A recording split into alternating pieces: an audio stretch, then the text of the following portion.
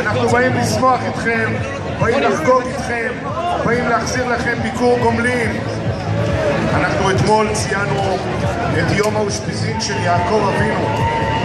בואו נזכור, יעקב אבינו הוא ישראל הראשון. ישראל הראשון בעולם נמצא כאן.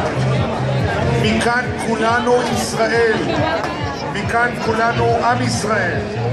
מכאן אנחנו ממשיכים את השם, את הזהות, לשאת ברמה את השם ישראל, לשאת ברמה את דגל ישראל. אנחנו אומרים למדינת ישראל, לכל מדינת ישראל, תזכרו דבר אחד, השורש, הבסיס, היסוד של מדינת ישראל נמצא במערת המכפלה. כאן ישראל הראשון, כאן הגרעין של מדינת ישראל. אין ישראל בלי ישראל הראשון, אין מדינת ישראל בלי יעקב, בלי האבות שנמצאים כאן במערת המכפלה.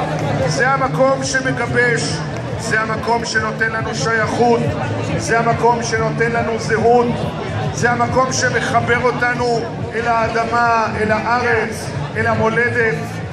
כאן את השדה הזה שבו אנחנו כעת נמצאים, את השדה הזה בדיוק קנה אברהם אבינו. זה השדה היהודי הראשון בעולם, הנחלה היהודית הראשונה בעולם. כאן במקום הזה שבו אתם כעת עומדים, שבו אנחנו נמצאים. חברים וחברות, איזה זכות יש לנו, איזו שמחה יש לנו לחגוג כאן יחד שמחת בית השואבה עם האבות ועם האימהות, עם הבנים ועם הבנות.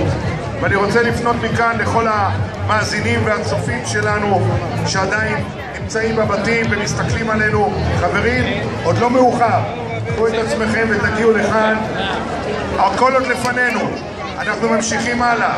עוד מעט נהיה פה עם חברי המועצה, עוד מעט